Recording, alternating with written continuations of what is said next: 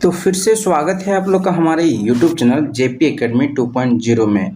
तो आज के इस वीडियो में फिर से बिहार बोर्ड मैट्रिक परीक्षा 2024 को ध्यान में रखते हुए क्लास 10th का सोशल साइंस का जो एक सब्जेक्ट है इतिहास यानी कि हिस्ट्री से पूछे जाने वाले जितने ऑल चैप्टर हैं, सभी चैप्टर हैं, 8 चैप्टर हैं, इन सभी ऑब्जेक्टिव क्वेश्चन का सॉल्यूशन इस वीडियो में आपको बताने वाले हैं, जो कि मैट्रिक के परीक्षाओं में विगत वर्षों में क्वेश्चन पूछे जा चुके हैं। 2011 से लेकर 2023 तक के बीच में जो भी क्वेश्चन आपका हिस्ट्री का, इतिहास का पूछा जा चुका है, उन सभी ऑब्जेक्टिव क्वेश्चन का यहाँ पे आंसर जो है बहुत ही सिंपल भाषा में आपको बताने वाले हैं, जिसमें कुल 150 ऑब्जेक्टिव क्वेश्चन का आंसर आपको लगभग बताने वाले हैं, जो कि मैट्रिक की परीक्षा में पूछे जा चुके हैं।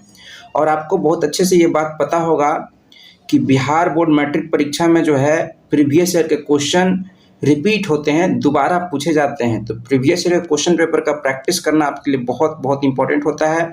जैसा कि आपको पता होगा कि 15 से 20 मार्क्स के जो है हिस्ट्री से क्वेश्चन आपका आता ही आता है। तो इतना सारा प्रीवियस ईयर का जब रिपीट होता है और 150 ऑब्जेक्टिव क्वेश्चन जो रिपीटेड है उसका प्रैक्टिस कर लेंगे तो आराम से 15-20 क्वेश्चन आपका यहीं से आ जाएगा, है ना। तो चलिए हम लोग बिना देर किए हुए शुरू करते हैं। शुरू करने से पहले आप लोग हमारे यूट्यूब चैनल को सब्सक्राइब कर देंगे, दोस्तों में शेयर करेंगे। तो चलिए शुरू करते हैं। और ये सोशल साइंस का इतिहास वाला पहला चैप्टर है यूरोप में राष्ट्रवाद। यूरोप में राष्ट्रवाद से संबंधित जो ऑब्जेक्टिव क्वेश्चन है उसका हम लोग आंसर जो है देखते हैं क्या क्या होगा। तो बात करते हैं, आपका पहला ऑब्जेक्टिव क्वेश्चन है 1871 में कौन सी संधि हुई थी। तो 1871 में जो है फ्रैंकफर्ट की संधि हुई थी। ऑप्शन ए जो है एकदम करेक्ट होगा। फ्रांस और प्रसा के बीच में युद्ध हुआ था। फ्रांस और प्रसा के बीच में जो है युद्ध हुआ था 1870 में। तो इसी को लिए संधि हुआ 1871 में फ्रैंकफर्ट की संधि हुई युद्ध समाप्ति के बाद, ठीक है। तो फ्रांस और प्रसा के बीच में युद्ध हुआ था और 1871 में इस युद्ध को समाप्त करने के लिए फ्रैंकफर्ट की संधि हुई। तो याद रखेंगे कि फ्रैंकफर्ट की संधि कब हुई, तो 1871 में, ठीक है। फिर आपका दूसरा प्रश्न है 1830 की क्रांति के बाद फ्रांस में किस प्रकार का शासन स्थापित हुआ। 1830 के क्रांति के बाद फ्रांस में किस प्रकार का शासन स्थापित हुआ, तो गणराज्य शासन स्थापित हुआ। ऑप्शन सी जो है दूसरा का करेक्ट होगा। फिर तीसरा प्रश्न है आपका जर्मनी के एकीकरण के लिए कौन उत्तरदायी था, मतलब जर्मनी को एक करने के लिए कौन उत्तरदायी था, तो बिस्मार्क, है ना। ऑप्शन बी जो है एकदम करेक्ट होगा। जर्मनी को एक करने में, जर्मनी का एकीकरण करने में बिस्मार्क का योगदान था। 4 नंबर प्रश्न है फ्रैंकफर्ट की संधि किस वर्ष हुई। देखिए फिर से क्वेश्चन रिपीट कर दिया, है ना, लैंग्वेज चेंज करके क्या कर दिया, क्वेश्चन रिपीट कर दिया। तो फ्रैंकफर्ट की संधि जो है 1871 में हुआ, जैसा कि आपको पहले क्वेश्चन में बताया। फिर आपका 5वां प्रश्न है इटली के एकीकरण में निम्न में से किसका संबंध नहीं है। इटली के एकीकरण में किसका संबंध नहीं है, तो देखिए मेजनी का संबंध था, काबूर का भी संबंध था, गैरिबाल्डी का भी संबंध था इटली के एकीकरण में, लेकिन बिस्मार्क का जो था इटली के एकीकरण में संबंध नहीं था। ये जर्मनी का एकीकरण इन्होंने किया था, बिस्मार्क ने किया था। तो ऑप्शन ए जो है 5 का सही होगा, ठीक है, क्योंकि पूछ रहा है इटली के एकीकरण में निम्न में से किसका संबंध नहीं है, तो बिस्मार्क का संबंध नहीं है। फिर आपका 6 नंबर इटली और जर्मनी के एकीकरण के विरुद्ध निम्न में से कौन था।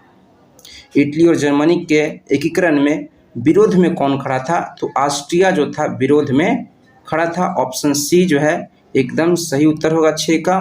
फिर आपका है 7 नंबर जर्मनी के एकीकरण का प्रमुख वास्तुकार कौन था। तो जर्मनी का एकीकरण का प्रमुख जो वास्तुकार था वो कौन थे, बिस्मार्क थे। कौन थे, बिस्मार्क। ऑप्शन डी एकदम सही उत्तर होगा।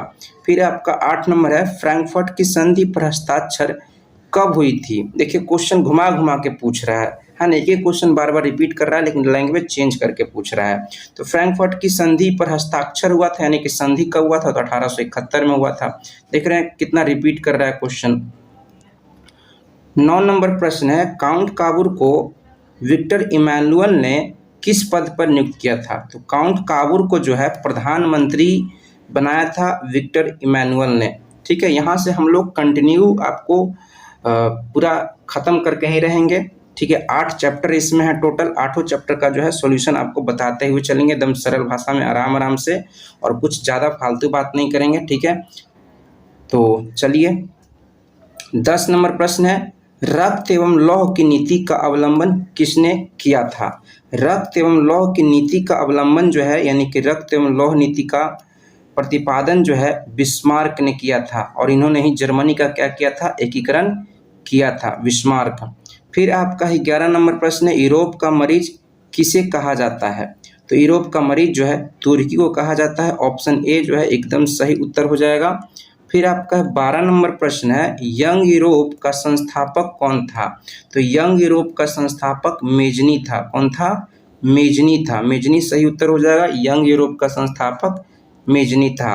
13 नंबर प्रश्न है, टीपू सुल्तान कहाँ के शासक थे? है ना, टीपू सुल्तान शासक थे, यानी कि कहाँ के शासक थे? राजा थे। तो मैसूर के। मैसूर कर्नाटक में पड़ता है वर्तमान में अभी, ठीक है। तो टीपू सुल्तान कर्नाटक के मैसूर के शासक थे। 14 नंबर प्रश्न है, किस युद्ध के बाद जर्मनी का एकीकरण हुआ था? तो सेडोन का युद्ध हुआ था। सेडोन का युद्ध जो है फ्रांस और प्रसा के बीच में हुआ था। सेडोन का युद्ध जो है फ्रांस और प्रसा के बीच में हुआ था, है ना, 1870 में हुआ था, ठीक है। युद्ध 1870 में हुआ था और 71 में फ्रैंकफर्ट का संधि हुआ था, ठीक है। तो किस युद्ध के बाद जर्मनी का एकीकरण हुआ? तो सेडोन के युद्ध जो कि 1870 में हुआ था, है ना। इसी के बाद क्या हुआ था? जर्मनी का एकीकरण हुआ, ठीक है। 15 नंबर प्रश्न है आपका, गैरिबाल्डी पेशे से क्या था? बहुत बार रिपीट किया हुआ क्वेश्चन है, देख रहे हैं कि ये क्वेश्चन आपका 2014, 16, 22 ऐसे करके रिपीट हो रहा है ये क्वेश्चन। तो गैरिबाल्डी जो है पेशे से क्या थे? नाविक थे, है ना। क्या थे? नाविक थे, नाव चलाने वाले थे, ठीक है। फिर आपका 16 नंबर प्रश्न है, जर्मन राइन राज्य का निर्माण किसने किया था? जर्मन राइन राज्य का निर्माण जो है नेपोलियन बोनापार्ट ने किया था। ऑप्शन बी एकदम सही उत्तर हो जाएगा। फिर आपका 17 नंबर प्रश्न है, सन 1870 में फ्रांस और प्रसा के बीच युद्ध कहाँ हुआ था? तो सेडोन में हुआ था, इसलिए इसको सेडोन का भी युद्ध कहा जाता है, जो कि 1870 में हुआ था, है ना। और फ्रांस और प्रसा के बीच में हुआ था। इस युद्ध की समाप्ति के बाद के लिए क्या हुआ था? फ्रैंकफर्ट का संधि जो है 1871 में फ्रैंकफर्ट का संधि हुआ था इस युद्ध की समाप्ति के लिए। फिर आपका है 18 नंबर प्रश्न है, इटली के एकीकरण में निम्न में से किसने योगदान किया था, ठीक है। तो इटली के एकीकरण में जो है मेजनी, गैरिबाल्डी, काउंट काबूर, इन सभी का योगदान था इटली के एकीकरण में, ठीक है। तो ऑप्शन डी जो है सही उत्तर हो जाएगा। 19 नंबर प्रश्न है, वियना सम्मेलन हुआ था, यानी कि वियना सम्मेलन कब हुआ था? ऑप्शन के अकॉर्डिंग आपको बताना है। तो ए सही उत्तर हो जाएगा। 1815 में जो है वियना सम्मेलन हुआ था। वियना जो है ऑस्ट्रिया की राजधानी है, ठीक है। वियना क्या है? ऑस्ट्रिया की राजधानी है, और यहीं पे वियना में क्या हुआ था? 1815 में वियना सम्मेलन हुआ था। 20 नंबर प्रश्न है, जलवेरिन संबंधित था। जलवेरिन क्या था? किससे संबंधित था? तो व्यापारियों का एक संगठन था, इसका नाम था जलवेरिन, ठीक है। जलवेरिन क्या था? एक संगठन था, किसका? व्यापारियों का संगठन था, व्यापारियों से संबंधित संगठन था। फिर आपका है 21 नंबर प्रश्न है, जिनेवा की संधि कब हुई थी? तो जिनेवा की संधि जो है 1854 में हुआ था। कब हुआ था? 1854 में जो है जिनेवा की संधि हुई थी। तो पहला चैप्टर के अंतर्गत पूछे गए जितना ऑब्जेक्टिव क्वेश्चन है उन सब का डिस्कशन आपको करवा दिए, है ना। इस सबको ध्यान में रखेंगे। क्वेश्चन बार बार आपको बोल रहे हैं रिपीट होता है, आपका प्रीवियस ईयर का क्वेश्चन जो है आने वाले परीक्षाओं में रिपीट होता है, तो ये सब फिर से पूछे जा सकते हैं, ठीक है। पहला है आपका दूसरा चैप्टर है समाजवाद एवं साम्यवाद का। पहला क्वेश्चन है, युद्ध और शांति यानी कि वार एंड पीस पुस्तक किसने लिखी? तो वार एंड पीस नामक बुक जो है टॉलस्टॉय ने लिखा था। ऑप्शन बी जो है सही उत्तर हो जाएगा। फिर आपका दूसरा प्रश्न है, कार्ल मार्क्स की पुस्तक का नाम है दास कैपिटल। दास कैपिटल जो है कार्ल मार्क्स ने 1867 में लिखा था। कब लिखा था? 1867 में जो है कार्ल मार्क्स ने दास कैपिटल नामक बुक लिखा था। तो ऑप्शन बी जो है दूसरा का सही उत्तर होगा। तीसरा है रूस की बोल्शेविक क्रांति का नेतृत्व किसने किया? रूस में जो बोल्शेविक क्रांति हुआ था उसका नेतृत्व नेता के रूप में कौन आगे आए? तो लेनिन थे। कौन थे? लेनिन जो है वो रूस के बोल्शेविक क्रांति का क्या किए? नेतृत्व किए। फिर 4 नंबर प्रश्न है, समाजवादियों की बाइबिल किसे कहा जाता है? समाजवादियों की बाइबिल जो है दास कैपिटल को कहा जाता है, जिसको जो है कार्ल मार्क्स ने लिखा था। फिर 5 नंबर है, साम्यवादी शासन का पहला प्रयोग कहाँ हुआ था? साम्यवादी शासन का पहला प्रयोग जो है रूस में हुआ था। कहाँ हुआ था? रूस में हुआ था। फिर आपका कार्ल मार्क्स का जन्म कहाँ हुआ था? ये सब देखिए कितना रिपीट हो रहा है क्वेश्चन, है ना, बार बार पूछा जाता है। जैसे कार्ल मार्क्स का जन्म देख रहे हैं तो 12, 18, 20, है ना, ऐसे करके आने वाले परीक्षाओं में भी पूछे जाएंगे। तो कार्ल मार्क्स का जन्म जो है जर्मनी में हुआ था। कहाँ हुआ था? जर्मनी में हुआ था। ऑप्शन बी सही होगा। 7 नंबर प्रश्न है, बोल्शेविक क्रांति कब हुई थी? तो बोल्शेविक क्रांति जो है ऑप्शन सी नवंबर 1917 में जो है बोल्शेविक क्रांति हुआ था। बोल्शेविक क्रांति कब हुआ था? नवंबर 1917 में हुआ था। फिर 8 नंबर है, दास कैपिटल का प्रकाशन किस वर्ष हुआ था? तो 1867 में आपको बताया। 1867 में जो है दास कैपिटल का प्रकाशन हुआ था, जिसके रचयिता जो है लेखक जो है कार्ल मार्क्स थे। कार्ल मार्क्स का जन्म जो है जर्मनी में हुआ था, याद रखेंगे। 9 नंबर प्रश्न है, वार एंड पीस किसकी रचना है? वार एंड पीस देखिए रिपीट हो गया क्वेश्चन, है ना, लैंग्वेज चेंज करके पूछ दिया, हिंदी इंग्लिश वर्जन को हिंदी वर्जन में करके पूछ दिया।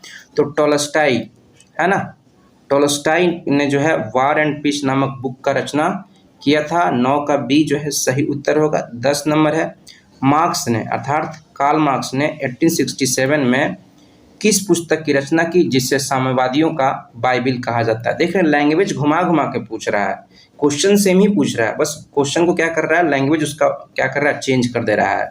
ठीक है, तो साम्यवादियों का बाइबल जो है एक पुस्तक लिखे थे कार्ल मार्क्स 1867 में, दास कैपिटल। इसी को जो है साम्यवादियों का बाइबिल कहा जाता है, जिसके लेखक जो थे कौन थे? कार्ल मार्क्स थे, और 1867 में इसको लिखे थे। फिर 11 नंबर है, ब्रेस्ट लिटोवस्क की संधि किन देशों के बीच में हुई थी? ब्रेस्ट लिटोवस्क की संधि जो है किन दो देशों के बीच में हुआ था? तो रूस और जर्मनी के बीच में जो है, रूस और जर्मनी के बीच में जो है ब्रेस्ट लिटोवस्क नामक संधि हुई थी। फिर आपका 12 नंबर प्रश्न है, निम्नलिखित में से किसे साम्यवाद के संस्थापक के रूप में माना जाता है ना? साम्यवाद का संस्थापक जो है कार्ल मार्क्स को माना जाता है। किसको माना जाता है? कार्ल मार्क्स को माना जाता है। ऑप्शन डी जो है सही उत्तर होगा। 13 नंबर प्रश्न है, साम्यवादी घोषणा पत्र के लेखक थे। साम्यवादी घोषणा पत्र बोलेगा तो इसके लेखक जो थे कार्ल मार्क्स और इनके मित्र थे एंजल्स। कौन थे? एंजल्स। इन दोनों ने जो है साम्यवादी घोषणा पत्र के लिखा था। फिर आपका है 14 नंबर प्रश्न, रूस में कृषक दास प्रथा का अंत कब हुआ? तो 1861 में जो है रूस में कृषक दास प्रथा का अंत हुआ था। फिर है 15 नंबर प्रश्न है, रूस में जार का क्या अर्थ होता है? तो रूस में जार का अर्थ होता है रूस के राजा सम्राट को ही क्या कहा जाता है? जार कहा जाता है। रूस में जार का मतलब क्या होता है? रूस के राजा, रूस के सम्राट। ठीक है, ये क्वेश्चन रिपीट होते रहता है, जितना क्वेश्चन आप देख रहे हैं सब रिपीट होते रहता है। फिर आपका 16 नंबर प्रश्न है, रॉबर्ट ओवन कहाँ का निवासी था? तो रॉबर्ट ओवन जो था वो ब्रिटेन का निवासी था। कहाँ का निवासी था? ब्रिटेन का निवासी था। 16 का सी जो है सही उत्तर होगा। इस प्रकार से हम लोग दूसरा चैप्टर भी कंप्लीट कर लिए। अब आता है तीसरा चैप्टर, बहुत इंपॉर्टेंट। ठीक है, हिंद चीन में राष्ट्रवादी आंदोलन। ठीक है, तो इसका पहला प्रश्न है, हिंद चीन में कोलोन जो है किसे कहा जाता था? तो फ्रांसीसी नागरिकों को जो है हिंद चीन में कोलोन कहा जाता था। फ्रांसीसी नागरिक लोग जहाँ रहते थे उस जगह को, उस क्षेत्र को कोलोन कहा जाता था। तो एक का ऑप्शन सी जो है सही उत्तर होगा। फिर आपका दूसरा है, हिंद चीन पहुंचने वाले प्रथम व्यापारी कौन थे? देख रहे हैं रिपीट कितना किया है, 2016, 18, 20, 22, है ना, बहुत रिपीट होता है। आपका प्रीवियस क्वेश्चन पेपर प्रैक्टिस करना बहुत बहुत जरूरी है आपके लिए। ठीक है, जब आप एग्जाम देकर आएंगे, है ना, प्रीवियस ईयर का क्वेश्चन पूरे अच्छे से पढ़ के रिवाइज करके जाएंगे और एग्जाम में बैठेंगे, उसके बाद आपसे क्वेश्चन बन जाएगा ना, तो आपको एहसास होगा कि हाँ प्रीवियस ईयर का क्वेश्चन का प्रैक्टिस किए तो बहुत फायदा हुआ। ठीक है, तीसरा प्रश्न है अंकोर वाट का मंदिर कहाँ स्थित है? तो अंकोर वाट का मंदिर जो है कंबोडिया नामक देश में है ना, कहाँ? कंबोडिया नामक देश में है। अंकोर वाट का मंदिर कहाँ है? तो कंबोडिया नामक देश में है। फिर 4 नंबर प्रश्न है अंकोर वाट के मंदिर का निर्माण किस शासक द्वारा करवाया गया था? ठीक है, तो इसका आंसर हो जाएगा सूर्यवर्मन द्वितीय। आपको एक कमेंट करके बताना है कि अंकोर वाट मंदिर जो है वो किस भगवान का है ना, ये आपको कमेंट करके बताना है। आपको हमें बता सकते हैं, लेकिन आपको आपके लिए क्वेश्चन है, एक क्वेश्चन का आंसर आपको कमेंट करके बताना है कि अंकोर वाट मंदिर जो कंबोडिया में है उसमें किस भगवान का मंदिर है ना। भारत में ही जो हमारा हिंदू धर्म से संबंधित ही मंदिर है ना, इतना आपको हिंट दे सकते हैं, लेकिन आपको नाम लिख के बताना है कि किस भगवान का मंदिर है। ठीक है, 5 नंबर प्रश्न है आपका, मार्च 1946 में फ्रांस एवं वियतनाम के बीच होने वाला समझौता किस नाम से जाना जाता है? ऑप्शन देख रहे हैं, जो फ्रांस और वियतनाम के बीच में समझौता हुआ था उसको हनोई समझौता के नाम से जाना जाता है, हनोई समझौता। लेकिन ऑप्शन में देख रहे हैं आपका एक भी इसमें से नहीं दिख रहा है हनोई समझौता, तो ऑप्शन डी जो है सही उत्तर हो जाएगा। इनमें से कोई नहीं, ऑप्शन में से कोई भी हनोई समझौता नहीं लिखा हुआ है ना। जबकि फ्रांस और वियतनाम के बीच जो समझौता हुआ था उसको हनोई समझौता के नाम से जाना जाता है, तो ऑप्शन में नहीं है, तो ऑप्शन डी जो है इनमें से कोई नहीं सही उत्तर होगा। 6 नंबर प्रश्न है the history of the loss of Vietnam किसने लिखा? The history of the loss of Vietnam जो है ये बुक है, किसने लिखा? तो ऑप्शन बी फान बोई चाओ ने जो है ना, the history of the loss of Vietnam नामक पुस्तक जो है लिखा। फिर आपका 7 नंबर है उत्तरी एवं दक्षिणी वियतनाम का एकीकरण कब हुआ था? उत्तरी एवं दक्षिणी वियतनाम जो है वो कब एक हुआ? तो 1975 में इसका एकीकरण हो गया, उत्तरी वियतनाम और दक्षिणी वियतनाम का। फिर 8 नंबर प्रश्न है कंबोडिया की राजधानी है, ऑप्शन के अकॉर्डिंग आपको बताना है, तो कंबोडिया की राजधानी जो है नोमपेन होगा। ऑप्शन बी जो है सही उत्तर हो जाएगा, नोमपेन जो है कंबोडिया की राजधानी है। फिर आप देख रहे हैं 9 नंबर प्रश्न है वियतनाम का एकीकरण हुआ। देख रहे हैं क्वेश्चन का लैंग्वेज घुमा के पूछ रहा है, रिपीट तो कर ही रहा है बार बार। तो 1975 में जो है वियतनाम का एकीकरण हुआ, एक हो गया वियतनाम। 10 नंबर प्रश्न है आपका सिंगापुर कब आज़ाद हुआ? तो सिंगापुर जो है 1965 में आज़ाद हुआ। कब हुआ? 1965 में आज़ाद हुआ। 10 का ऑप्शन डी जो है सही उत्तर होगा। इस प्रकार से तीसरा चैप्टर का भी ऑब्जेक्टिव आपको बता दिए। अब आते हैं चौथे चैप्टर में आते हैं। चौथा चैप्टर बहुत ही अच्छा है और इससे भी बहुत ज़्यादा क्वेश्चन पूछा जाता है, और इसमें है आपका चैप्टर का नाम है भारत में राष्ट्रवाद, है ना। इसका पहला प्रश्न है अखिल भारतीय ट्रेड यूनियन कांग्रेस की स्थापना कब हुई?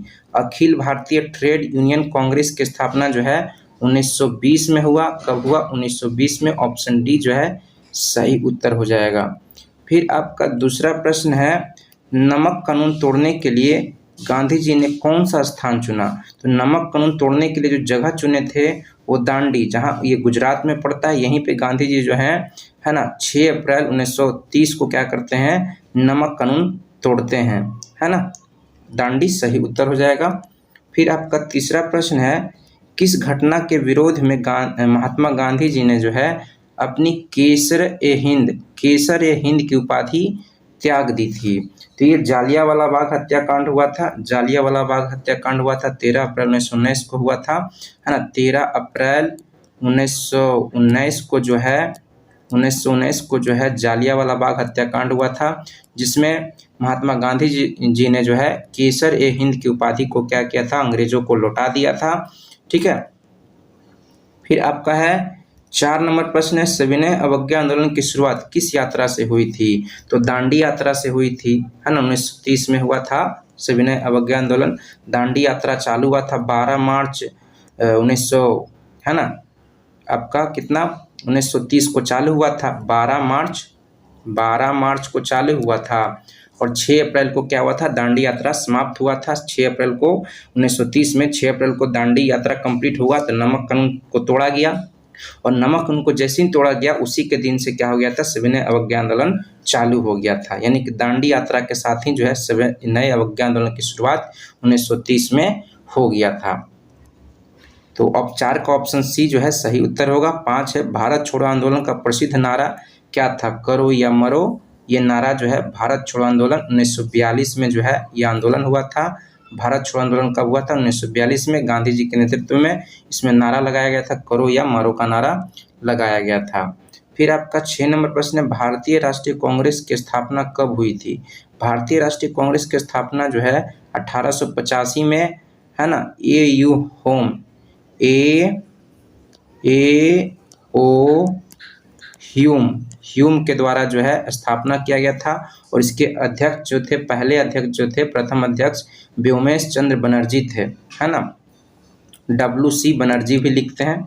WC बनर्जी जो थे इसके पहले अध्यक्ष थे भारतीय राष्ट्रीय कांग्रेस के, और स्थापना किए थे A.O. ह्यूम ने 1885 में। ये तीनों बात याद रखेंगे, आपके एग्जाम में पूछता है, ठीक है। 7 नंबर प्रश्न है आपका, गांधी जी ने भारत में सत्याग्रह का पहला प्रयोग कहाँ किया। देख रहे हैं भारत में बोल रहा है, भारत में जब बोलेगा तो चंपारण में जो है सबसे पहली बार सत्याग्रह किए थे, है ना। लेकिन भारत लगा के नहीं बोलेगा, कहे कि गांधी जी सबसे पहले सत्याग्रह कहाँ किए थे, भारत लिखा हुआ नहीं रहेगा, तब क्या ऑप्शन मारेंगे, है ना। ये आप कमेंट करके बताएंगे कि गांधी जी ने सबसे पहले सत्याग्रह कहाँ शुरू किया था। हम भारत शब्द नहीं लगा रहे हैं, बिना भारत शब्द लगाए हुए क्वेश्चन पूछ रहे हैं कि गांधी जी सबसे पहले सत्याग्रह कहाँ किए थे। आपको कमेंट करके बताना है। जब भारत में बोलेगा तो आप लिखेंगे चंपारण। भारत में जो है सबसे पहले चंपारण में गांधी जी सत्याग्रह किए थे, है ना।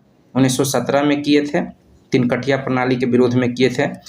8 नंबर प्रश्न है, चौरी चौरा कांड के बाद गांधी जी निम्नलिखित में से किस आंदोलन को बंद कर दिए।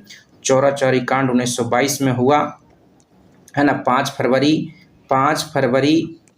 1922 को जो है चौरा चौरी कांड हुआ था, गोरखपुर में, उत्तर प्रदेश में हुआ था, जिसमें एक भारतीय क्रांतिकारियों ने जो है अंग्रेजों सिपाहियों का जो थाना था उसको क्या कर दिया था, आग लगा दिया था, है ना, चौरा चौरी नामक जगह पे। तो उसको चौरा चौरी कांड के नाम से जाना जाता है, ठीक है। और जिसके बाद गांधी जी क्या किए थे, इसको असहयोग आंदोलन को क्या किए थे, समाप्त कर दिए थे। कहाँ है, ये ऑप्शन सी है। असहयोग आंदोलन को क्या कर दिए थे, चौरा चौरी कांड के बाद क्या किए थे, बंद कर दिए थे इस आंदोलन को। फिर 9 नंबर प्रश्न है, तिनकठिया प्रणाली किस पर लागू थी। तो किसानों पर। तिनकठिया प्रणाली में क्या होता था, 20 कट्ठा में से 3 कट्ठा पे क्या करना होता था, नील की खेती करना होता था, जिसमें किसानों को बहुत दिक्कत होता था। नील की खेती करने से भूमि जो है, मिट्टी जो है बंजर हो जाता था, खराब हो जाता था, है ना, जिसका किसानों ने क्या किया, विरोध किया। और इसी के विरोध में गांधी जी ने जो है सबसे पहली बार भारत में चंपारण सत्याग्रह किया था और सफल भी हो गए थे। 10 नंबर प्रश्न है, जालियांवाला बाग हत्याकांड की जांच के लिए सरकार ने किस समिति का गठन किया था। तो जालियांवाला बाग हत्याकांड 13 अप्रैल 1919 को हुआ था, है ना। अमृतसर में हुआ था, ठीक है, पंजाब के अमृतसर में हुआ था। और इस कांड के जांच के लिए जब इसमें बहुत सारी लोगों को, भारतीय लोगों को मार दिया गया, गोलियों से मार दिया गया, ठीक है, तो इसके लिए एक जांच कमेटी का गठन किया गया जिसका नाम था हंटर कमेटी या हंटर, है ना, समिति, है ना। ये हंटर कमेटी किससे संबंधित है, तो जालियांवाला बाग हत्याकांड से। 11 नंबर प्रश्न है, राष्ट्रीय स्वयं सेवक संघ की स्थापना कब और किसने की। राष्ट्रीय स्वयं सेवक संघ की स्थापना जो है ना, केवी हेडगेवार ने 1925 में किया था। तो ऑप्शन बी जो है सही उत्तर हो जाएगा, है ना। देख रहे हैं रिपीटेड है सारा क्वेश्चन। फिर आपका है 12 नंबर, भारतीय राष्ट्रीय कांग्रेस के पहले अध्यक्ष कौन थे। तो आपको बताया है ना, 1885 में जो है भारतीय राष्ट्रीय कांग्रेस का क्या किया गया, स्थापना किया गया 1885 में। इसके पहले अध्यक्ष जो थे व्योमेश चंद्र बनर्जी थे, ठीक है। और संस्थापक कौन थे, A.O. ह्यूम आपको बताए, ठीक है। तो याद रखेंगे 12 का ऑप्शन सी जो है सही। फिर 13 नंबर प्रश्न है आपका, सिपाही विद्रोह कब हुआ था। सिपाही विद्रोह जिसको 1857 के क्रांति के नाम से भी जाना जाता है ना। तो सिपाही विद्रोह जो है 1857 में हुआ था। ऑप्शन बी जो है सही उत्तर होगा। फिर 14 नंबर है आपका, 14 नंबर प्रश्न है आपका, फूट डालो और राज करो की नीति किसने अपनाई थी? तो अंग्रेजों ने जो है फूट डालो, राज करो, दोनों के बीच में हिंदू मुसलमान में लड़ा दो और क्या करो, बीच में आकर राज करो। ठीक है, ये नीति जो था किसका था? अंग्रेजों का था। तो 14 का ऑप्शन ए जो है सही उत्तर हो जाएगा। 15 नंबर प्रश्न है, जालियांवाला बाग हत्याकांड कब हुआ था? तो 13 अप्रैल 1919 को, है ना, पंजाब के अमृतसर में हुआ था, जिसमें, है ना, गोलियों से बहुत भारतीयों को, क्रांतिकारियों को क्या कर दिया गया था, है ना, मार दिया गया था। गोलियों से क्या किया गया था? मार दिया गया था। 16 नंबर प्रश्न है, वेदों की ओर लौटो का नारा किसने दिया था? तो ये याद रखेंगे, वेदों की ओर लौटो, ये नारा जो है स्वामी दयानंद सरस्वती ने दिया था। ऑप्शन सी जो है सही उत्तर हो जाएगा। फिर आपका है 17 नंबर प्रश्न है, ब्रह्म समाज की स्थापना किसने की थी? तो ब्रह्म समाज का स्थापना जो है राजा राम मोहन राय ने की थी, है ना। ऑप्शन ए जो है सही उत्तर हो जाएगा। फिर 18 नंबर प्रश्न है, गांधी जी ने साबरमती की स्थापना कब की थी? क्या बोला गया है? गांधी जी ने साबरमती आश्रम की स्थापना कब की थी? तो 1916 में जो है सही उत्तर हो जाएगा। साबरमती आश्रम गुजरात में पड़ता है। वहाँ पे सबसे पहले क्या किए गांधी जी? 1915 में तो अभी किए थे भारत, तो 1916 में जो है साबरमती आश्रम की स्थापना गांधी जी गुजरात में किए। फिर है आपका 19 नंबर प्रश्न, असहयोग आंदोलन का प्रस्ताव कांग्रेस के किस अधिवेशन में पारित किया गया? असहयोग आंदोलन का प्रस्ताव जो है कांग्रेस के किस अधिवेशन में प्रस्तावित किया गया? दिसंबर 1920 के नागपुर अधिवेशन में जो है असहयोग आंदोलन का प्रस्ताव को पारित किया गया था। नागपुर अधिवेशन 1920 याद रखेंगे। फिर आपका है 20 नंबर प्रश्न है, पूर्ण स्वराज की मांग का प्रस्ताव कांग्रेस के किस वार्षिक अधिवेशन में पारित हुआ था? तो लाहौर अधिवेशन 1929 में जो है पूर्ण स्वराज की मांग का प्रस्ताव जो है पारित हुआ था 1930 के लाहौर अधिवेशन में।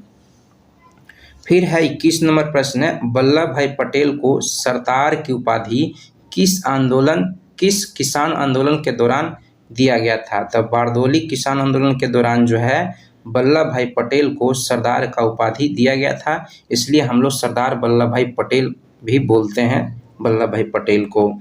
फिर 22 नंबर प्रश्न है, किस वर्ष साइमन कमीशन भारत आया था? तो साइमन कमीशन का स्थापना जो है 1927 में हुआ था। स्थापना जो है 1927 में इंग्लैंड में हुआ था और भारत आया था 1928 में। साइमन कमीशन भारत आया था।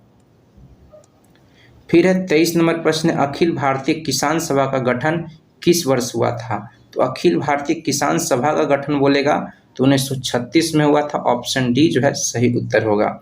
24 नंबर प्रश्न है, हिंद स्वराज पुस्तक के लेखक कौन थे? तो हिंद स्वराज नामक पुस्तक जो है महात्मा गांधी जी ने लिखा। ऑप्शन ए जो है सही उत्तर होगा।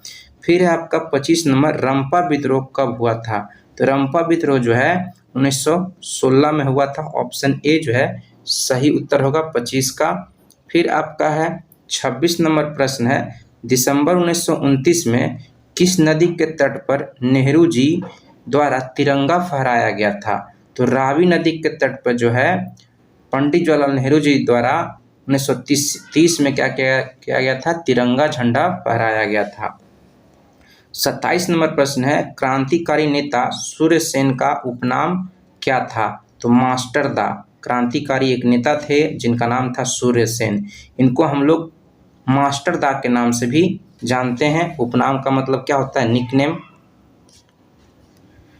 28 नंबर प्रश्न है, किस कानून के विरोध में जालियांवाला बाग में सभा का आयोजन किया गया था? जालियांवाला बाग जो है अमृतसर में पड़ता है, उसमें सभा किया गया था किसके विरोध में? तो रॉलेट एक्ट के विरोध में जालियांवाला बाग में सभी लोग, भारतीय लोग क्या कर रहे थे? विरोध कर रहे थे, रॉलेट एक्ट का विरोध कर रहे थे, है ना, जिसके कारण उन पर गोलियां चलवा दिया गया था जनरल ओडायर द्वारा। 29 नंबर प्रश्न है, किसके अनुरोध पर महात्मा गांधी जी चंपारण आए थे? तो राजकुमार शुक्ल के अनुरोध पर महात्मा गांधी जी चंपारण आए थे और उनका सबसे पहला सत्याग्रह भी सफल साबित हुआ महात्मा गांधी जी का भारत में। 30 नंबर है, भारत आने वाले प्रथम व्यापारी कौन थे? तो भारत आने वाले प्रथम व्यापारी पुर्तगाली थे। कौन थे? पुर्तगाली। ऑप्शन सी सही उत्तर हो जाएगा।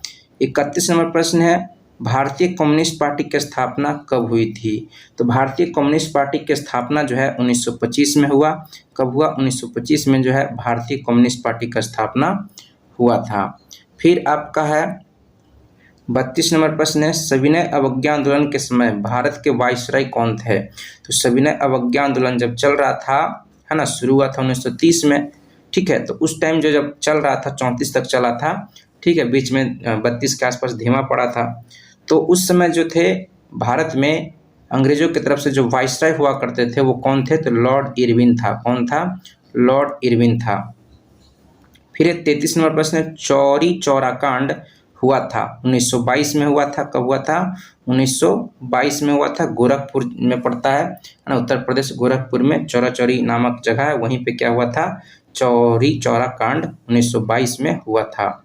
34 नंबर प्रश्न है, किन्हें सीमांत गांधी के नाम से जाना जाता है? तो खान अब्दुल गफ्फार खान को जो है सीमांत गांधी के नाम से जाना जाता है। खान अब्दुल गफ्फार खान को जो है सीमांत गांधी के नाम से जाना जाता है। 35 नंबर प्रश्न है, मोपला विद्रोह कहाँ हुआ था? तो मोपला विद्रोह जो है केरल में हुआ था। कहाँ हुआ था? केरल। ऑप्शन डी जो है सही उत्तर हो जाएगा। फिर आपका है 5वां चैप्टर है, 5वां चैप्टर है आपका अर्थव्यवस्था और आजीविका। इसका पहला प्रश्न है, भारत में पहली सूती मिल कहाँ स्थापित की गई थी? तो भारत में सबसे पहली सूती मिल जो है मुंबई में 1854 में स्थापित किया गया था, है ना। ऑप्शन बी जो है सही उत्तर हो जाएगा। फिर दूसरा प्रश्न है, सेफ्टी लैंप का आविष्कार किसने किया? तो सेफ्टी लैंप का आविष्कार जो है हम्फ्री डेवी ने किया। ऑप्शन ए जो है सही उत्तर हो जाएगा। फिर आपका है तीसरा प्रश्न है, अंतर्राष्ट्रीय मजदूर दिवस कब मनाया जाता है? तो अंतर्राष्ट्रीय मजदूर दिवस जो है 1 मई को मनाया जाता है। ऑप्शन ए जो है बी जो है सही उत्तर हो जाएगा। फिर आपका चौथा प्रश्न है, Tata iron and steel company की स्थापना, जिसको टिस्को भी कहते हैं, है ना, शॉर्ट में टिस्को, है ना, या कभी कभी पूछ देगा कि टिस्को का स्थापना कब हुआ था, तो उसी को फुल फॉर्म में लिख दिया है, Tata, T for Tata, I for iron, है ना, एस फॉर स्टील, है ना, सी फॉर कंपनी, है ना, कॉरपोरेशन की स्थापना जो है 1907 में हुआ था। कब हुआ था? 1907 में हुआ था। 4 का ऑप्शन बी जो है सही उत्तर हो जाएगा। 5 नंबर प्रश्न है, वाष्प चलित रेल इंजन का आविष्कार किसने किया था? है ना, वाष्प चलित रेल इंजन का आविष्कार किसने किया था? तो इसका हो जाएगा जॉर्ज स्टीफेंसन ने जो है वाष्प चलित रेल इंजन का आविष्कार किया था। जॉर्ज स्टीफेंसन ने किया था। 5 का ऑप्शन सी जो है सही उत्तर हो जाएगा। 6 नंबर प्रश्न है, मुंबई में प्रथम सूती मिल कपड़ा मिल किस वर्ष स्थापित की गई थी? तो आपको बताया 1854 में जो है मुंबई में प्रथम सूती कपड़ा मिल को जो है स्थापित किया गया था 1854 में। 7 नंबर प्रश्न है, इंग्लैंड में सभी स्त्री एवं पुरुषों को वयस्क मताधिकार कब प्राप्त हुआ? इंग्लैंड में पूछा जा रहा है, सभी स्त्री एवं पुरुषों को वयस्क मताधिकार कब प्राप्त हुआ? तो 1918 में जो है इंग्लैंड में सभी स्त्रियों को, पुरुषों को वयस्क मत देने का अधिकार प्राप्त हुआ 1918 में। तो 7 का ऑप्शन सी जो है सही उत्तर होगा। फिर है 8 नंबर, भारत के लिए पहला फैक्ट्री एक्ट कब पारित हुआ? तो भारत के लिए पहला फैक्ट्री एक्ट जो है 1881 में पारित हुआ। ऑप्शन सी सही उत्तर हो जाएगा। फिर है 9 नंबर, स्पिनिंग जेनी का आविष्कार कब हुआ था? तो इसका आंसर जो है 1770 जो है एकदम सही आंसर हो जाएगा। स्पिनिंग जेनी का आविष्कार जो है 1770 में जेम्स हरग्रीव्स के द्वारा हुआ था। देखेंगे इस यहाँ पे, ठीक है। स्पिनिंग जेनी का आविष्कार जो है 1770 में, इनका आविष्कारक का नाम है जेम्स हरग्रीव्स। देखेंगे यही इन्होंने जो है स्पिनिंग जेनी का जो है आविष्कार 1770 में जेम्स हरग्रीव्स ने किया था, ठीक है। फिर 10 नंबर प्रश्न है, फ्लाइंग शटल का आविष्कार किसने किया? तो फ्लाइंग शटल का आविष्कार जो है जॉन के, सही उत्तर हो जाएगा। ऑप्शन सी जॉन के ने किया। देखने सब क्वेश्चन पूछा हुआ 2022 का, ठीक है। फिर है आपका भारत में पहली जूट मिल कहाँ स्थापित की गई? भारत में पहली जूट मिल बोल रहा है, जूट का मिल कलकत्ता में स्थापित किया गया। पश्चिम बंगाल के कलकत्ता में जो है पहला जूट मिल स्थापित किया गया था। फिर है 12 नंबर, पावर लूम का आविष्कार किसने किया? तो पावर लूम का आविष्कार जो है ऑप्शन सी एडमंड कार्टराइट ने जो है पावर लूम का आविष्कार किया था। 13 नंबर प्रश्न है आपका, बोनस भुगतान अधिनियम किस पंचवर्षीय योजना के दौरान बना था? तो बोनस भुगतान अधिनियम जो है तृतीय पंचवर्षीय योजना के अंतर्गत जो है बनाया गया था, योजना के अंतर्गत बनाया गया था। तो ऑप्शन सी जो है 13 का सही उत्तर हो जाएगा। फिर है 14 नंबर प्रश्न है, अंतर्राष्ट्रीय श्रमिक संगठन ILO इंटरनेशनल लेबर ऑर्गेनाइजेशन का मुख्यालय कहाँ है? तो जिनेवा में है। ILO है ना, अंतर्राष्ट्रीय श्रमिक संगठन इंटरनेशनल लेबर ऑर्गेनाइजेशन का मुख्यालय जो है जिनेवा में पड़ता है, और जिनेवा जो है स्विट्जरलैंड नामक देश में पड़ता है। फिर आपका है चैप्टर नंबर 6 है शहरीकरण एवं शहरी जीवन। इसका पहला प्रश्न है, बंगाल विभाजन कब हुआ था? तो बंगाल विभाजन जो है 1905 में हुआ था। ऑप्शन सी जो है सही उत्तर हो जाएगा। फिर 2 नंबर प्रश्न है, गोल घर का निर्माण कब हुआ था? तो गोल घर का निर्माण जो कि पटना में, बिहार के पटना में पड़ता है, इसका निर्माण जो है 1786 में हुआ था। कब हुआ था? 1786 में हुआ था। 3 नंबर प्रश्न है, बिहार का सबसे बड़ा नगर कौन सा है? तो पटना है। बिहार का सबसे बड़ा नगर कौन सा है? पटना है। फिर आपका चौथा प्रश्न है, महात्मा बुद्ध को ज्ञान की प्राप्ति कहाँ हुआ था, कहाँ हुई थी? तो बोध गया में पीपल के वृक्ष के नीचे जो है महात्मा बुद्ध को, गौतम बुद्ध को ज्ञान की प्राप्ति पीपल के वृक्ष के नीचे हुआ था। 5 नंबर प्रश्न है, सासाराम नगर का विकास हुआ था। तो सासाराम नामक नगर का जो विकास है वो मध्य युग में हुआ था, मध्यकाल में हुआ था, है ना। ऑप्शन ए जो है सही उत्तर हो जाएगा।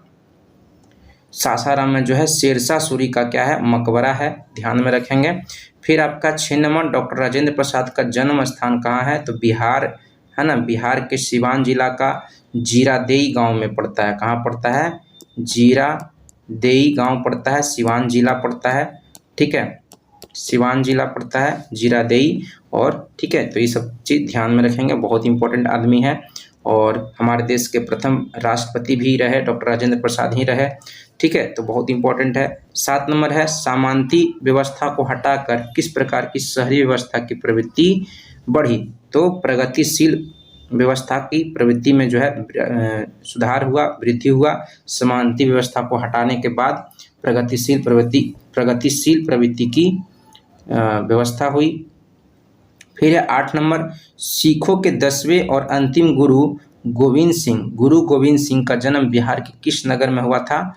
तो पटना में हुआ था। कहाँ हुआ था? सिख धर्म के 10वें गुरु गोविंद सिंह का जो जन्म है वो पटना में हुआ था। फिर है 9 नंबर प्रश्न, पटना का प्राचीन नाम क्या था? तो पाटलिपुत्र। पटना का प्राचीन नाम क्या था?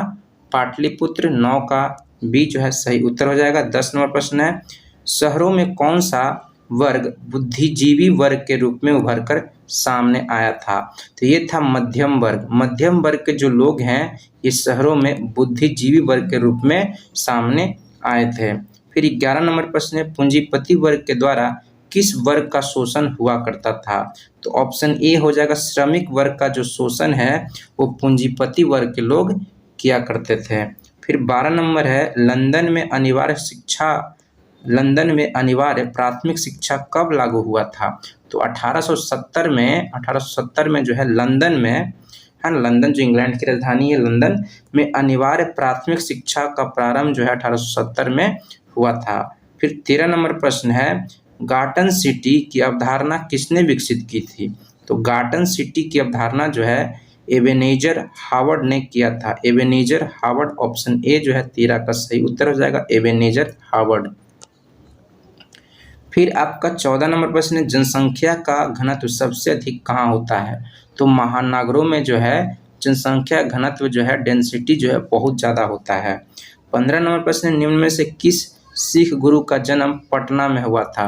तो 10वें गुरु और सिख धर्म के अंतिम गुरु का जन्म जो है, जिनका नाम है गुरु गोविंद सिंह, उनका जन्म पटना में हुआ था। देख रहे क्वेश्चन को घुमा के पूछ रहा है, यानी क्वेश्चन रिपीट होता ही होता है प्रीवियस ईयर का क्वेश्चन जो पूछा जाता है।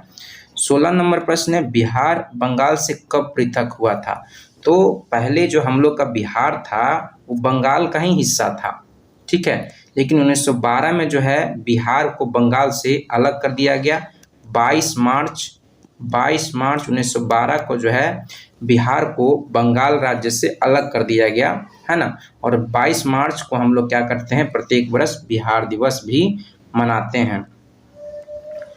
इस प्रकार से देख रहे हैं चैप्टर 6 भी कंप्लीट हुआ आपका। 7वां चैप्टर है आपका व्यापार और भूमंडलीकरण। इसका पहला प्रश्न है, विश्वव्यापी आर्थिक मंदी मतलब संकट किस वर्ष आरंभ हुई थी? विश्वव्यापी मतलब बहुत विश्व स्तर पर जो आर्थिक मंदी आया था वो कौन से वर्ष में आया था? तो 1929। ऑप्शन सी जो है सही उत्तर हो जाएगा। देखने रिपीट हुआ है क्वेश्चन 2020, 2019, 2021 में, ठीक है। दूसरा प्रश्न, एशिया और यूरोप के बीच कौन प्राचीन स्थल व्यापारिक मार्ग था? तो रेशम मार्ग जो था ये व्यापारिक मार्ग था। रेशम मार्ग एक प्रकार का व्यापारिक मार्ग था जो एशिया और यूरोप के बीच में व्यापार हुआ करता था। तीसरा प्रश्न है आपका, द्वितीय महायुद्ध के बाद यूरोप में कौन सी संस्था का उदय आर्थिक दुष्प्रभावों को समाप्त करने के लिए हुआ? देख रहे हैं यूरोप में कौन सा संस्था का उदय हुआ? तो यूरोपीय संघ का जो है उदय हुआ था द्वितीय महायुद्ध के बाद, विश्व युद्ध के बाद। फिर आपका चौथा प्रश्न है, विश्व व्यापार संगठन का मुख्यालय कहाँ है? WTO इसका मुख्यालय कहाँ है? तो जिनेवा में पड़ता है। कहाँ पड़ता है? WTO वर्ल्ड ट्रेड ऑर्गेनाइजेशन, है ना, विश्व व्यापार संगठन का मुख्यालय जो है जिनेवा में पड़ता है। और फिर है 5 नंबर, विश्व व्यापार संगठन की स्थापना किस वर्ष हुआ था? तो 1995 में, ठीक है, 1995 में। देख रहे हैं क्वेश्चन कितना रिपीट किया है ना, 19 2022 फर्स्ट सिटिंग सेकंड सिटिंग दोनों में पूछा हुआ है। फिर 6 नंबर प्रश्न, आर्थिक संकट के कारण यूरोप में कौन सी नई शासन प्रणाली का उदय हुआ? तो इसका आंसर हो जाएगा ऑप्शन सी, फांसीवादी और नाजीवादी शासन प्रणाली का उदय जो है यूरोप में हुआ था आर्थिक संकट के कारण। फिर आपका 7 नंबर प्रश्न है, आधुनिक युग में अर्थव्यवस्था के क्षेत्र में होने वाली सबसे बड़ी क्रांति थी? तो आधुनिक युग में जो है अर्थव्यवस्था के क्षेत्र में सबसे बड़ा क्रांति जो हुआ औद्योगिक क्रांति हुआ। क्या हुआ? औद्योगिक क्रांति हुआ, ठीक है, औद्योगिक क्रांति हुआ। और औद्योगिक क्रांति जो है आपका सबसे पहले कब हुआ था, कहाँ हुआ था? इंग्लैंड में हुआ था। कहाँ हुआ था? इंग्लैंड में। ध्यान रखेंगे, सब पूछेगा कि औद्योगिक क्रांति जो है सबसे पहले कहाँ हुआ था? तो इंग्लैंड नामक देश में हुआ था। 8 नंबर प्रश्न है, भूमंडलीकरण की शुरुआत किस दशक में हुई थी? तो इसका आंसर हो जाएगा ऑप्शन ए, 1990 के दशक में जो है भूमंडलीकरण की शुरुआत हुई थी। फिर आपका है 9 नंबर प्रश्न है, ब्रेटन वुड्स सम्मेलन किस वर्ष हुआ था? तो ब्रेटन वुड्स सम्मेलन जो है 1944 में हुआ था। कब हुआ था? 1944 में जो है ब्रेटन वुड्स सम्मेलन हुआ था। 10 नंबर प्रश्न है, गिरमिटिया किसे कहा जाता है? तो गिरमिटिया जो है एक तरह के मजदूर होते हैं, अनुबंधित मजदूर। इन्हीं मजदूरों को जो है गिरमिटिया मजदूर कहा जाता है। 11 नंबर प्रश्न है, गिरमिटिया मजदूर बिहार के किस क्षेत्र से भेजे जाते थे? तो पश्चिमी क्षेत्र से। बिहार में आपका उत्तर पूर्वी, दक्षिणी, पश्चिमी, तो पश्चिमी क्षेत्र से जो है गिरमिटिया मजदूर बिहार से भेजे जाते थे।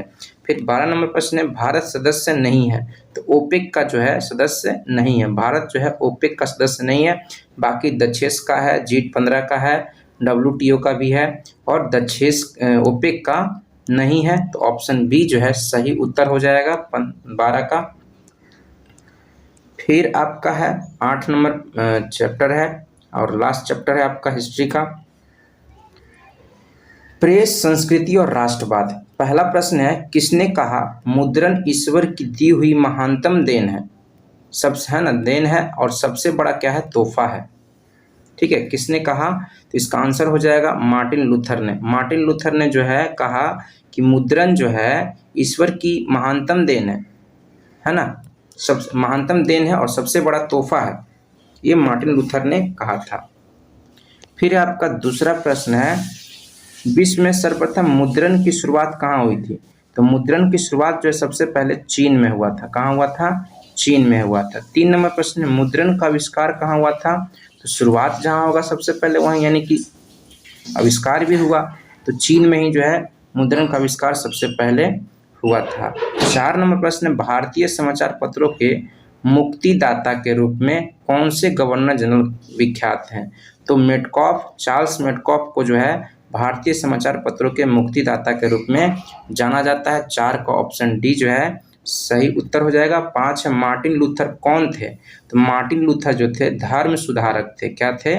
धर्म सुधारक थे। 6 नंबर प्रश्न है, रूसो कहाँ का दार्शनिक था? तो रूसो जो है रूस का नहीं, फ्रांस का दार्शनिक था। कहाँ का था? फ्रांस का दार्शनिक था। रूसो जो था वो फ्रांस का दार्शनिक था। ठीक है। फिर 7 नंबर प्रश्न है आपका, गुटेनबर्ग का जन्म हुआ था। तो गुटेनबर्ग का जन्म जो है कहाँ हुआ था? जर्मनी में हुआ था। गुटेनबर्ग का जन्म जो है जर्मनी में हुआ था। 7 का ऑप्शन बी जो है सही उत्तर हो जाएगा। फिर आपका 8 नंबर, हिंदुस्तान रिव्यू का प्रकाशन किसने आरंभ किया था? तो हिंदुस्तान रिव्यू का प्रकाशन जो है सच्चिदानंद सिन्हा ने शुरू किया था। ऑप्शन डी जो है सही उत्तर हो जाएगा। 9 नंबर प्रश्न है, कागज का आविष्कार किस देश में हुआ? तो कागज का आविष्कार जो है चीन में सबसे पहले हुआ था। ठीक है, ऑप्शन ए जो है सही उत्तर हो जाएगा। 9 का 10 नंबर प्रश्न है, महात्मा गांधी ने किस पत्र का संपादन किया? तो यंग इंडिया का संपादन जो है महात्मा गांधी ने किया था। फिर है 11 नंबर प्रश्न है, किस समाचार पत्रों ने रातों रात वर्नाक्युलर प्रेस एक्ट से बचने के लिए अपनी भाषा बदल दी? अर्थात कौन सा वैसा समाचार पत्र था जिसने अपना रातों रात क्या कर दिया? भाषा बदल दिया वर्नाक्युलर प्रेस एक्ट से बचने के लिए। तो ये था अमृत बाजार पत्रिका। ये शुरुआत में आपका छपता था, बांग्ला भाषा में छपा करता था। ठीक है, लेकिन वर्नाक्युलर प्रेस एक्ट के कारण जो भारतीय समाचार पत्रों पर प्रतिबंध लगाया गया था, उसने अमृत बाजार पत्रिका ने जो है अपना भाषा अंग्रेजी कर लिया। क्या कर लिया? अंग्रेजी कर लिया। यही अमृत बाजार पत्रिका था। फिर है आपका 12 नंबर प्रश्न है, गुटेनबर्ग ने सर्वप्रथम किस पुस्तक की छपाई की थी? तो गुटेनबर्ग ने जो है सर्वप्रथम बाइबिल नामक पुस्तक की क्या की? छपाई की थी। 13 नंबर प्रश्न है आपका, 95 स्थापनाएं किसने लिखी? तो 95 स्थापनाएं जो है मार्टिन लूथर ने लिखी। किसने लिखी? Martin Luther. ऑप्शन ए जो है सही उत्तर हो जाएगा। 14 नंबर प्रश्न है, मराठा समाचार पत्र किस भाषा से संबंधित है ना? तो नाम पे इसके भाषा को नहीं पकड़ना है। मराठा समाचार पत्र का जो भाषा था वो अंग्रेजी था, है ना? क्या था? अंग्रेजी। ऑप्शन ए जो है सही उत्तर हो जाएगा। फिर आपका है 15 नंबर, अमृत बाजार पत्रिका के संपादक कौन थे? ऑप्शन ध्यान से देखना है ना? इसमें ऑप्शन दिया हुआ है मोतीलाल घोष। अमृत बाजार पत्रिका के जो संपादक थे उसमें 2 लोग थे, एक मोतीलाल घोष, दूसरे थे शिशिर कुमार घोष। क्या थे? शिशिर कुमार घोष। तो शिशिर कुमार घोष यहाँ नहीं दिया हुआ है, तो आप क्या करेंगे? मोतीलाल घोष पे टिक करेंगे, है ना? दोनों लोग थे, शिशिर कुमार घोष और मोतीलाल घोष। ठीक है, तो ऑप्शन देखेंगे मोतीलाल घोष सही है। ठीक है, तो यही मारेंगे। दोनों रहेगा तो ए बी करके ऑप्शन देवे करेगा सी में। 16 नंबर प्रश्न है, 95 थीसिस किसने लिखी? तो ये लिखे, किसने लिखे? मार्टिन लूथर ने लिखे थे। किसने लिखे थे? मार्टिन लूथर ने जो है 95 थीसिस लिखा। फिर आपका है 17 नंबर प्रश्न, मिरातुल अखबार के संस्थापक कौन थे? मिरातुल अखबार के संस्थापक जो थे राजा राम मोहन राय थे। कौन थे? राजा राम मोहन राय ने जो है मिरातुल नामक अखबार की स्थापना की। ठीक है, इस प्रकार से देखें कि आपका 8वां चैप्टर जो है आपका हिस्ट्री का जितना भी प्रीवियस ईयर के एग्जाम में पूछा जा चुका है उन सभी क्वेश्चन का जो है डिस्कशन आपको सिंपली करवा दिए। आपको फिर से बता रहे हैं कि प्रीवियस ईयर का जितना क्वेश्चन है उसको किसी भी न किसी हाल में आप क्या करें, बढ़िया से एक बार पढ़ लें, है ना? हो सके तो कॉपी में नोट डाउन कर लें, क्योंकि क्वेश्चन रिपीट होते हैं बार बार। आप देख सकते हैं साइड में जो लिखा हुआ है, देखने किस रिपीट हुआ 2011, 2018, 2021। तो आने वाले एग्जाम में, आने वाला जो परीक्षा है उसमें भी क्या होगा? 2024 का जो परीक्षा है उसमें आपका रिपीट होगा। तो इस प्रकार से देखें कि आपका पूरा जितना सोशल साइंस के अंतर्गत जितना सब्जेक्ट आता है, हिस्ट्री, सिविक्स, है ना, हिस्ट्री हो गया, सिविक्स हो गया, पॉलिटिकल साइंस, ठीक है, पहला, दूसरा ज्योग्राफी, चौथा इकोनॉमिक्स, इन चारों का जो है जितना चैप्टर इसमें आता है, उन सभी चैप्टर से पूछे जाने वाला जितना आपका ऑब्जेक्टिव क्वेश्चन है जो कि मैट्रिक की परीक्षा में पूछा जा चुका है, उन सब का प्रीवियस ईयर का क्वेश्चन जो है आपका सॉल्यूशन बना के अपलोड कर दिए हैं। ठीक है, मिलते हैं नेक्स्ट वीडियो में। आप लोग दोस्तों को जरूर शेयर करेंगे, चैनल को सब्सक्राइब कर देंगे, अच्छा लगा होगा तो लाइक करेंगे। Thank you.